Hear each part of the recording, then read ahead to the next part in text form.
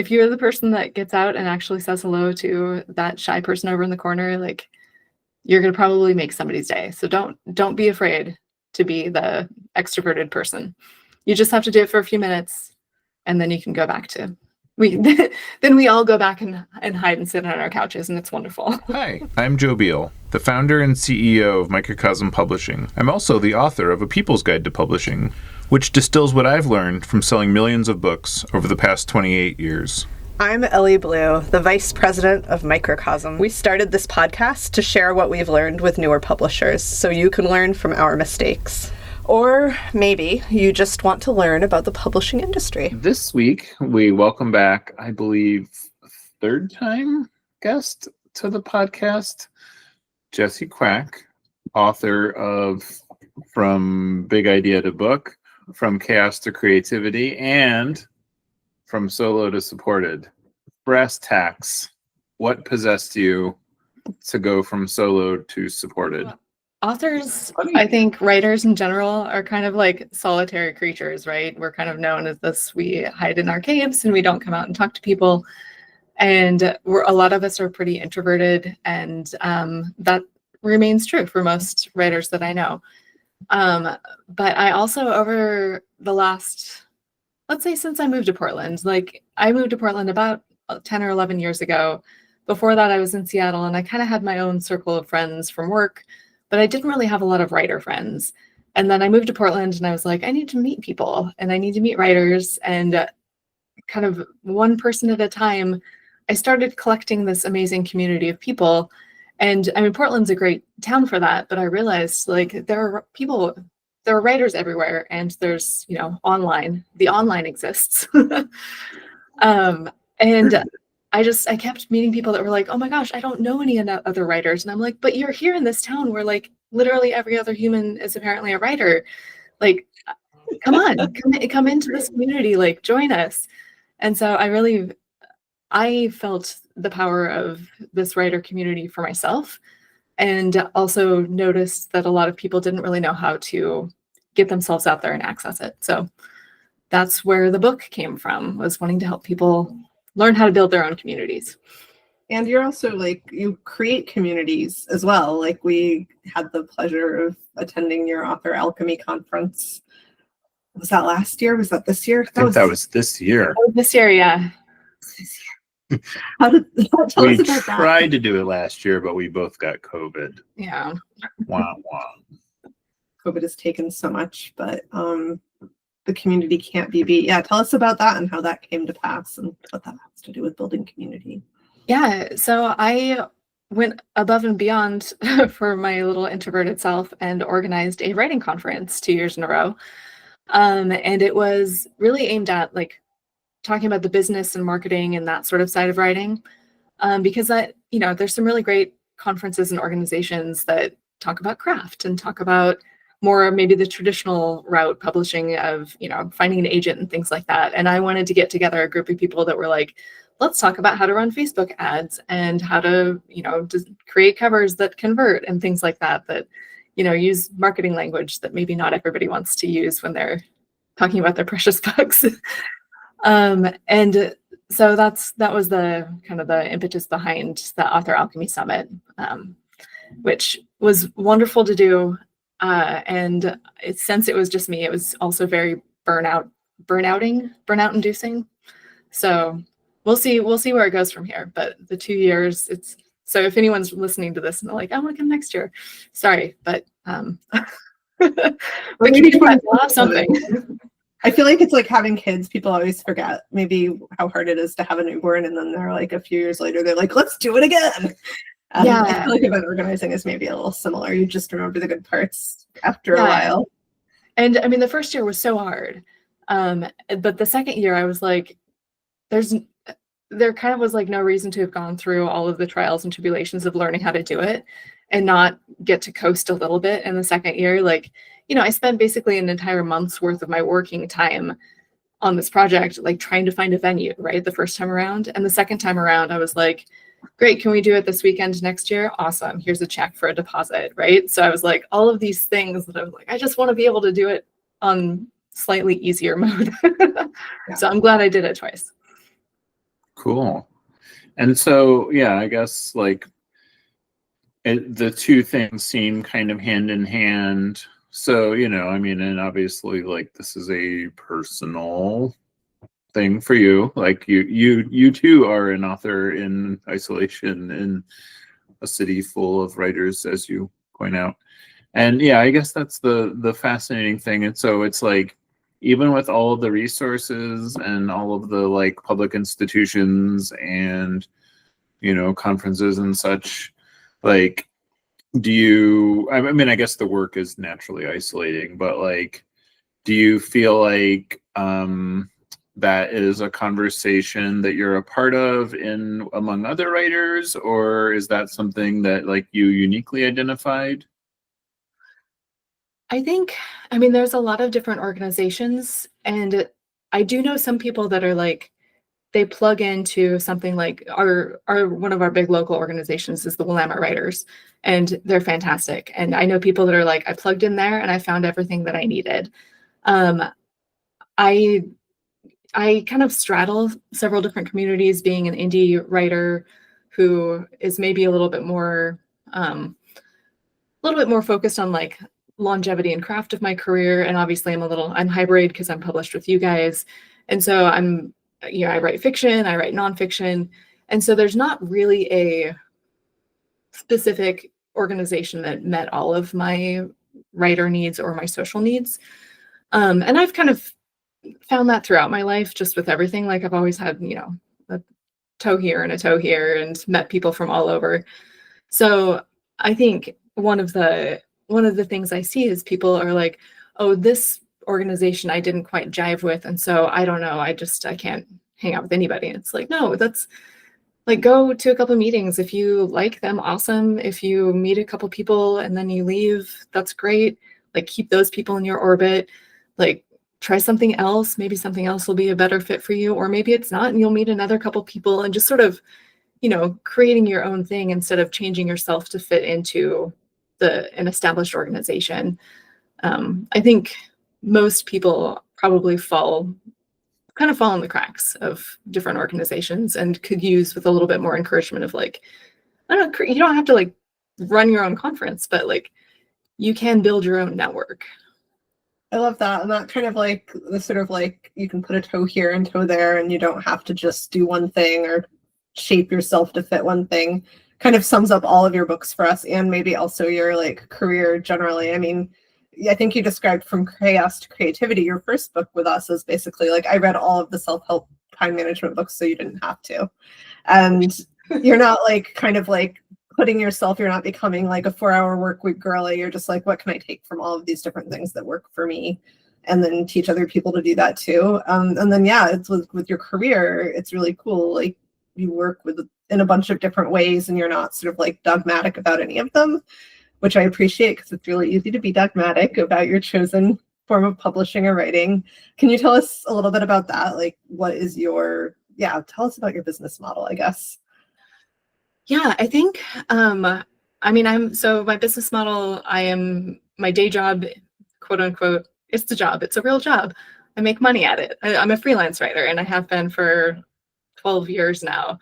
That's Wow. It's funny how I still like am putting air quotes around it, but that's how I've paid my bills for over a decade. So like, it's a real job. It's a real job. So my day job is as a freelance copywriter, and I also ghostwrite business books and self-help books.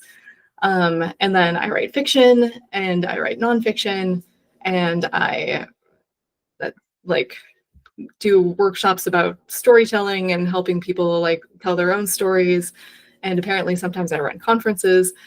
So, I mean, I think I just always really had that freelancer mentality, and the freelancer mentality is you don't have one single source of income.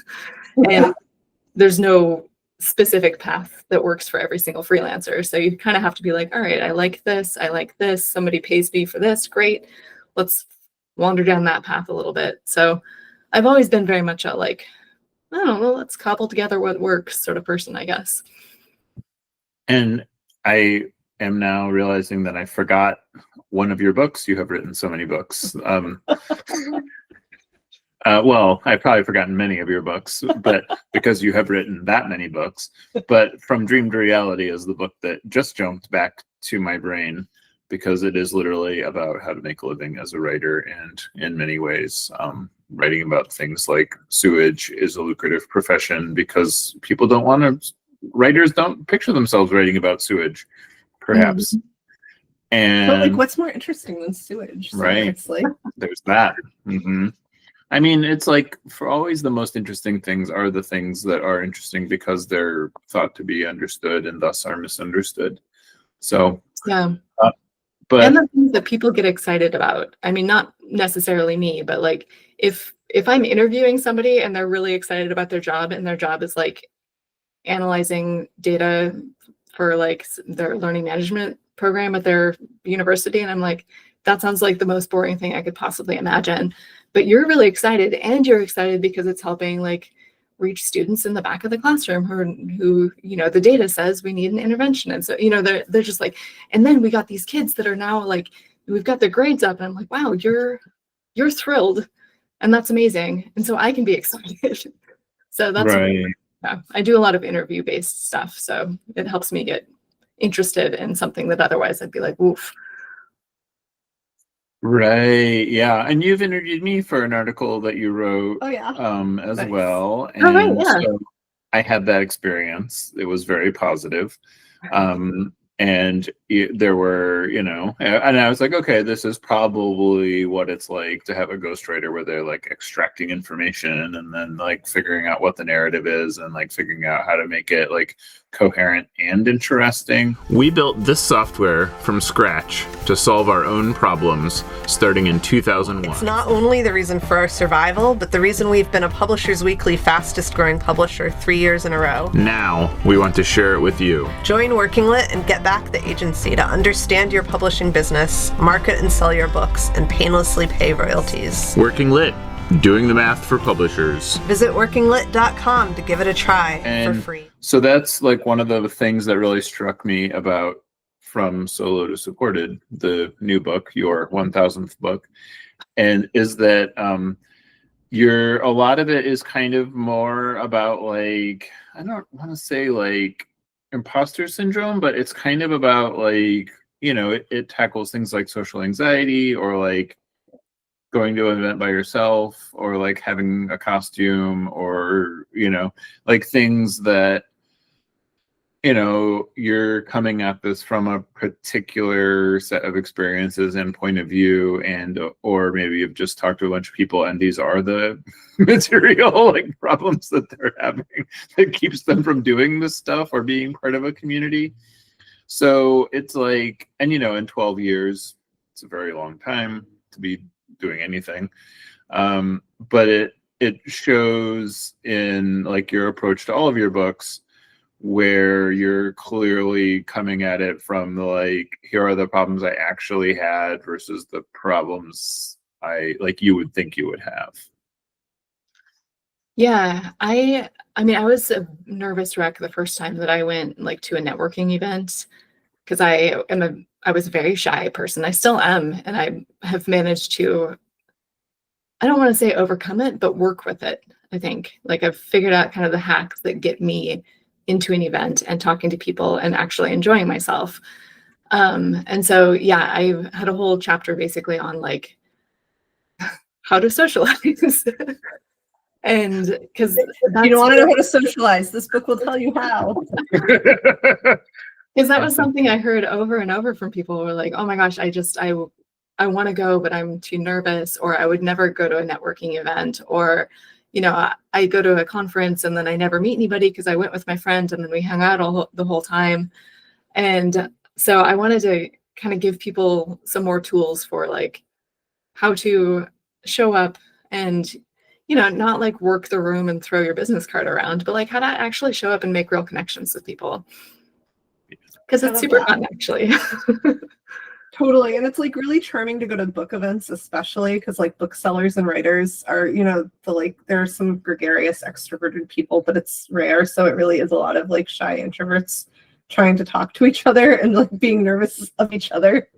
And yeah, like, I don't know, can you give like a couple of tips for our listeners from the book, or that you've developed out since you wrote the book?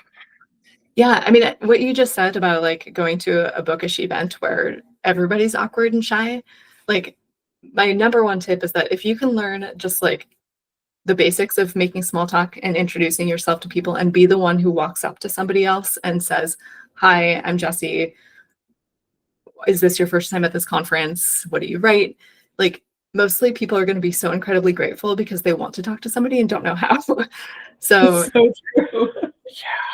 I think we were going to bother people, but in an event like that, like you're there to meet people.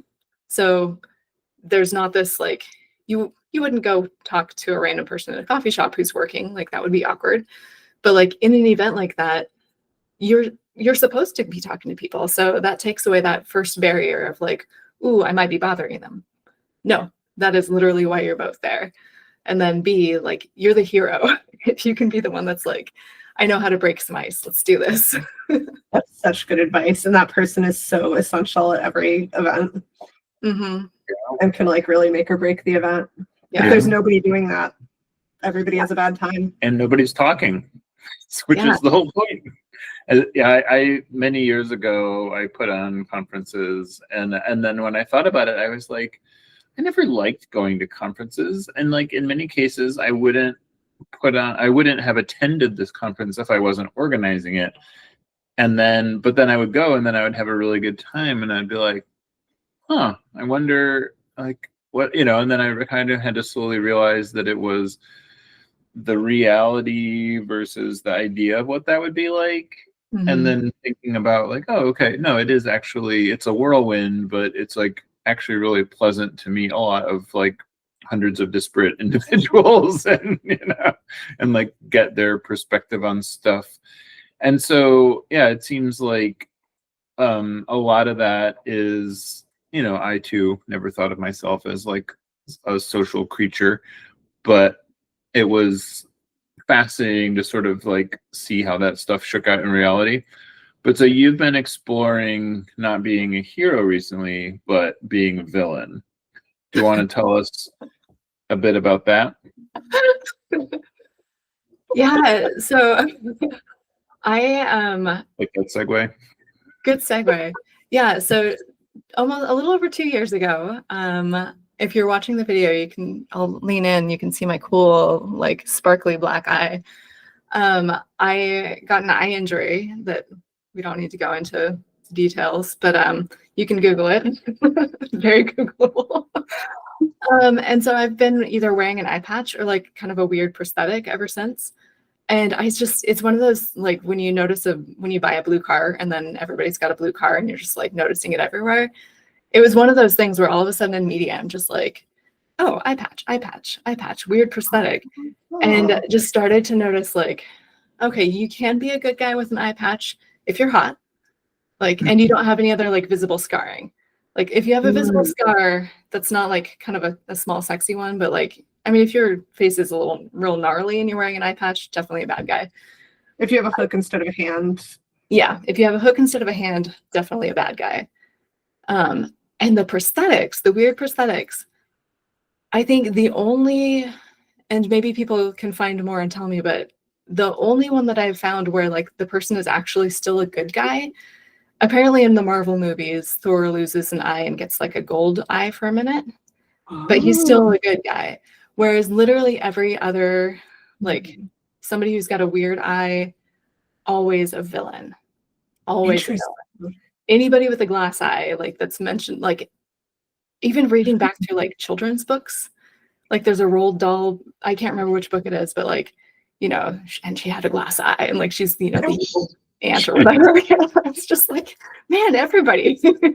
What's going on with that? Does like depth, have you found that depth perception affects your morality? Yes. Oh. Yes. Having no depth perception has just made me steal things and like lie to children. Well, I was already that aunt, You are a fiction writer, so you've been lying to everybody for years. It's true. Yeah. No, I don't know what it is, but there's something about the eyes that writers really love to go to to make it be like, oh, this person is different and weird, and like, you know, even a good guy with an eye patch is still like mysterious, and still there's still something there, you know, it's fascinating. So anyways, I'm exploring the villain era. Are you embracing the villain era, or are you gonna like rewrite the trope? And I'm, you know, I'm using it as like, I don't have to worry so much what people think anymore, and really think like, so I like to joke that like if I walk into a room of strangers now, I have a choice between I wear an eye patch and I freak out the entire room all at once, or I wear a prosthetic and then I freak out people individually as they come talk to me, right? I do have like this really cool silver reflective prosthetic that one freaks out the entire room because you can see that from anywhere. So, like, this is a little more subtle themselves. Yeah. So I kind of was like, well, people are going to notice me and look at me and probably come up and talk to me wherever I am, especially kids. They're always like, are you a pirate? Which I love to say yes to because they love having met pirates. And so, yeah, I'm kind of embracing that. Like, well, okay, I now stand out from a crowd in a way that I never really wanted to and never sought out. But here I am. So how can I use that for good and for meeting people and telling my story? I wonder if there's like something to that for, I mean, you know, a lot of us have like physical things about us that stand out or are different or are weird, and we can either like minimize them or lean into them. But then, you know, I feel like a lot of the like social anxiety of being an awkward introvert is like you kind of are, you don't want to be perceived. You're like nervous about being perceived. And I wonder, like, is there like a almost like psychic emotional equivalent of wearing like a cool glittery eye prosthetic that's painted like the universe that you can offer people from your experience, I guess? Yeah, I mean, I think that was always a little bit of a strategy for me, like going into a networking event. Like I have these like silver glitter Doc Martens that I love to wear, and it's a conversation starter, right? Like now my eye is a conversation starter, and that's not always a conversation that we want to be having. But like the silver Doc Martens, that's also a conversation starter. Or, you know, if you have, like I went to this conference once and there was like the quietest guy. I got like 3 words out of him the entire time. He was in my critique group. And every day though, he wore a different literary themed pun t-shirt, and they were all hilarious. And so, you know, it gave something. We're always at least talking about the shirt. And so having something that's a conversation starter, that's not like, what do you do, or what kind of books do you write? Like something that people can come up and compliment you on, like amazing rainbow glasses or a cool hat, or something that people can come be like, oh, that's neat. And then you can talk. So that's it. You don't have to lose your eye for that. There are other ways. But it's good that you practice with the Doc Martens before you had the eye, because Yes, then you were just thrown right into the deep end. Right. Yeah, having to smoothly manage awkward conversations. Yeah. exactly. And that's fascinating. So it's like, I used to have a service dog, as you know. Mhm. Viewers will not always know that detail, so I share that.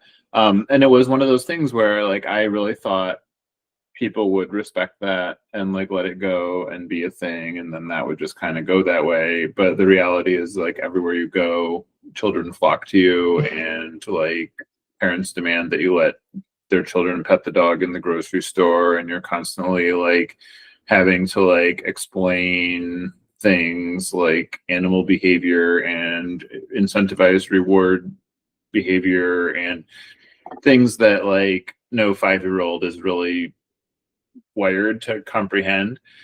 And because they just want to pet the dog. And so, and then, you know, and I spent like many years going through that.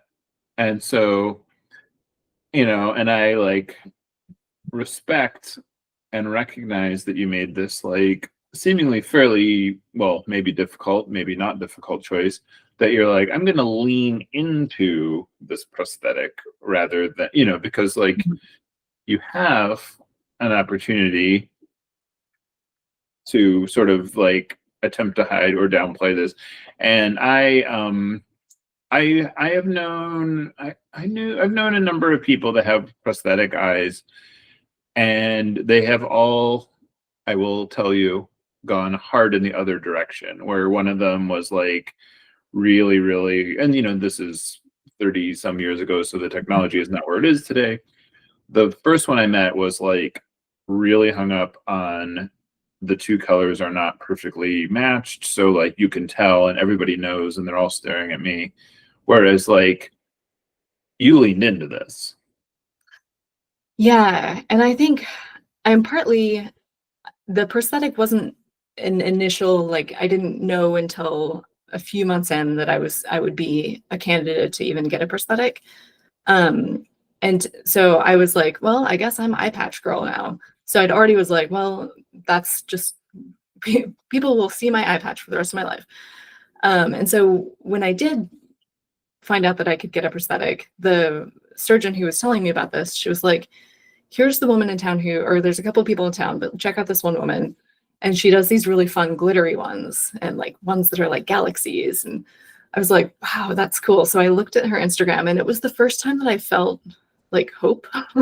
Our industry is run by billionaires and conglomerates. At Microcosm, we wanted the freedom to independently sell our books, easily pay royalties, manage our inventory, and understand our business all in one place. That's why we've been using our own software since 2001. Now, we want to share it with you. Working Lit is the only business success software that is created and owned 100% by publishers for publishers. Join Working Lit and get the agency you need to help your business grow. Visit workinglit.com to try it for free. It was the first time that I was like, oh my gosh, that is awesome. And to look at these people who are really excited about their fun glittery eyes. But so part of her process, and insurance will pay for a realistic looking prosthetic. So she made me one and I have one and it's fine. It's beautiful. It matches perfectly. Like she did a phenomenal job, but it's just like slightly, I don't know, it doesn't turn with the other eye and it made me look kind of robotic. My husband, you could tell the instant I walked in the door, he was just like, oh, it's nice. And like 5 minutes after I came home, he was just like, I'm sorry, I just have to say this. I hate it. I really hate it. You look like you look like somebody kidnapped my wife and tried to replace her with a robot. And I'm so sorry. I'm so sorry I said that. And I was like, no, I hate it too. It's okay. But I mean, I think like later we were at I had already made the choice to go with fun eyes because I was like, you know what? This just feels way more me than this weird old prosthetic that doesn't feel like me at all. I'm like, I will wear an eye patch or nothing. And so we were at actually my grandpa's memorial, like a few months later after I'd like started getting the fun eyes, and my sister comes up to me and she's like, okay, do you remember so-and-so? Well, her sister's here. And I think she's got a prosthetic because the whole time, we're talking and her eye's not quite moving. And I think by the end of it, I'm pretty sure she's got a fake eye. And I was like, see, this is why I don't want to wear a realistic prosthetic. Because the whole time you're not talking to her. You're being like, is there something with her eye? Right. Is it real? Yeah. And I'm like, there's clearly something weird with this eye. Like, ask about it or not. Let's move on. Right. Okay. So you But I figured... will say that, like, so when I'm wearing like a very strange, unrealistic prosthetic, if I'm wearing just a normal eye patch and people are like, oh my God, what happened? It's like, I don't know. Do you want the story right now? Like, we're in a grocery store checkout line. But people will sometimes be like, wow, your eye is rainbow and glitter. Do you mind if I ask about it? I'm like, it's rainbow glitter. Like, this is clearly calling attention to itself. Knock yourself out. Like, it's fine. So if anyone's like, oh, I shouldn't ask, she's clearly got it's like, it's an eye-catching, attention-grabbing. Yeah, you're like implicitly giving people permission to approach you. Yeah. In a way, rather than, I guess if you had one with like spikes shooting out of it, that would have the opposite message. Yes, yeah. Or there is a guy who like machines them out of titanium and he puts LEDs in them that he can turn on and off. It's very, very cool. Are you gonna get one of those? He doesn't make them for other people yet. Oh, only for himself. Okay. Whoa. Clearly, Yeah. there is a market amongst science fiction writers. Yes, yeah. But if you Google that, you'll definitely find him. It's very cool. Amazing. Do you feel like, I mean, obviously, well, maybe not obviously. I'm guessing that the literary history that you had not even been conscious of One-Eyed Villains did not influence you to go this direction, but your eyes honestly feel very science fiction. Like, it's like, very cyberpunk. Did that influence you as a science fiction writer? And now, well, actually, it influenced my ocularist, because she was like, when I went in for the first realistic one, and I was like, I also really want a fun one. And she's like, well, you write sci-fi. There's something I've been wanting to try. And so she didn't tell me anything about it. She texted me at one point and was like, do you prefer blue or green? I was like, blue. Okay. And so she then brought me in and like took all the mirrors away, put the eye in, and then she was like, okay, yeah, that's pretty good. And she's filming my reaction. And so she brings the mirror back, and it's this like polished metal iris that just gleams light. And she's painted all these glow in the dark, like kind of cable details. And there's little like studded kind of opalescent like chips in it. It looks so cool. That is rad. Yeah. So that's my cyborg eye that she was like, I hope you like it. And I was like, oh my gosh, this is my favorite thing ever. It's like pulling teeth to get my eye doctors to talk to me at all. And like, because it's like I have complicated enough problems that I'm always like, tell me more about this time. And, and they're just like monosyllabic, and so it's fascinating that like you found somebody that is like so thoughtful and like knew your hobbies, and then like applied them to how they pursued the craft. Yeah. No, she's pretty incredible. And I've honestly had some amazing doctors along this whole journey, like just some really, really cool, super smart people. So are you finding any of these experiences bleeding into your fiction? I haven't. I really am thinking about like writing a character with one eye, partly because it's like the things that you would expect to be difficult aren't, and the things that you wouldn't are. Like pouring coffee is shockingly hard, it turns out. Oh man, I believe it.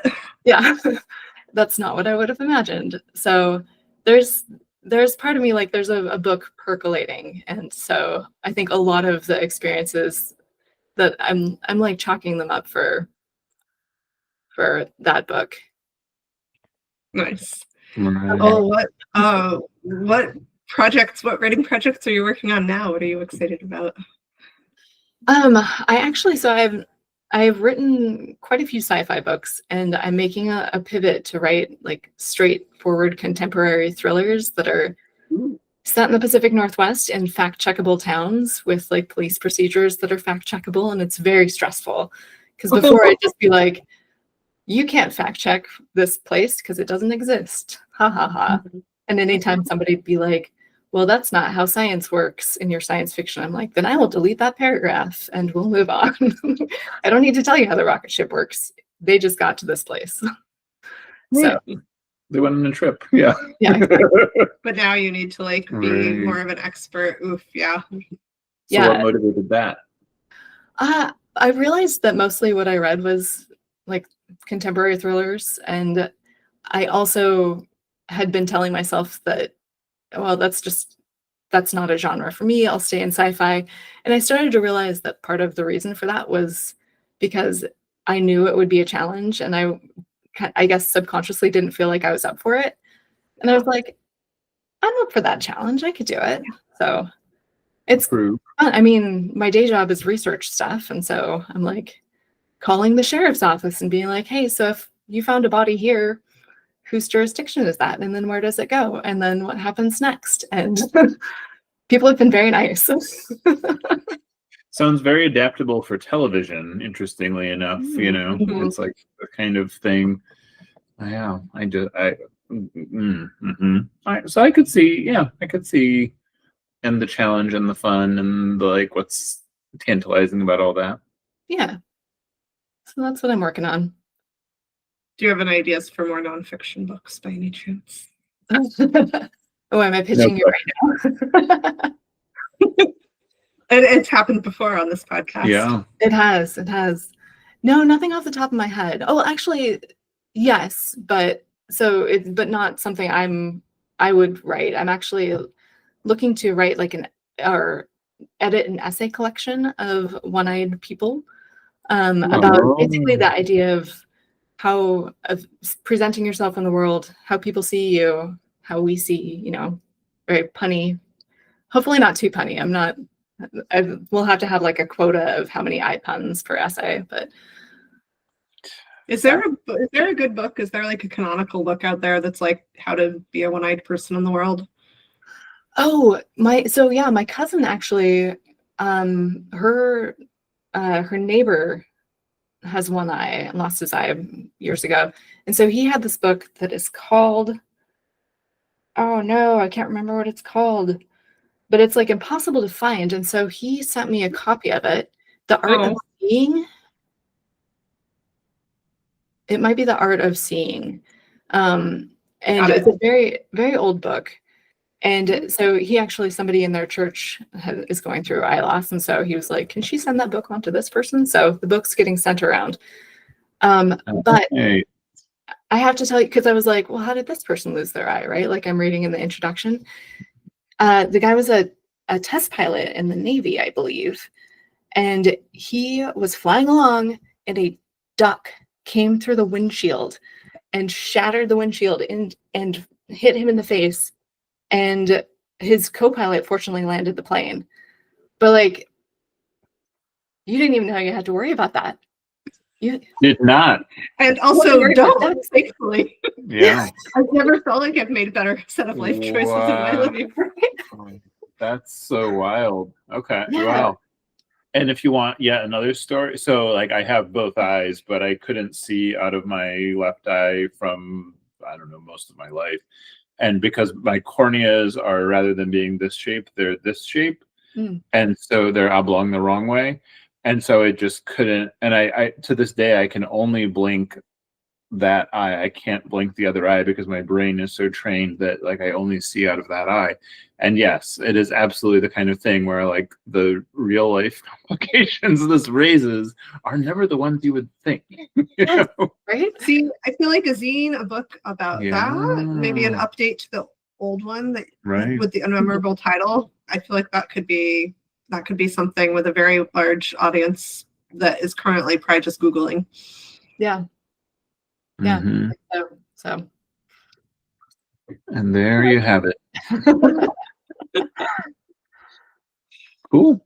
Nice. Well, I was wondering if you could make some, I was looking through the book again before we came on the air, and I was wondering if I came to your part about like costumes for events, and I got really excited because I was like, I immediately had a mental image of like an inflatable frog costume.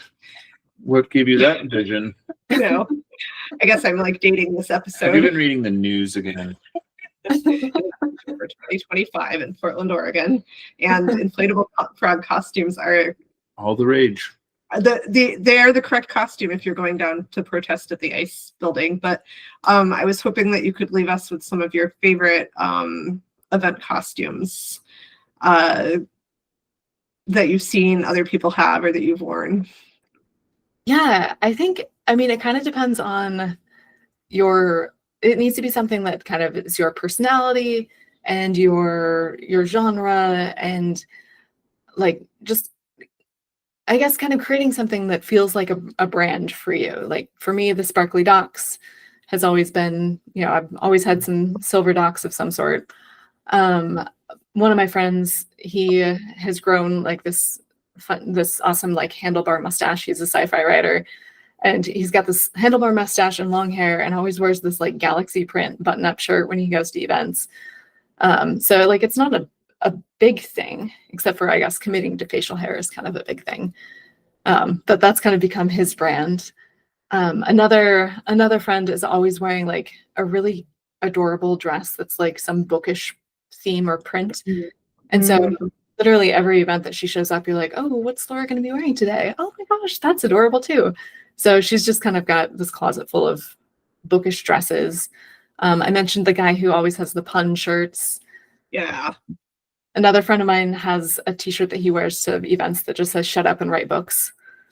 My husband asked him where he got it, and he'd actually like had it special made, so he made one for my husband. So now Rob also has a shirt that says shut up and write books, that when I'm floundering around, he'll put it on.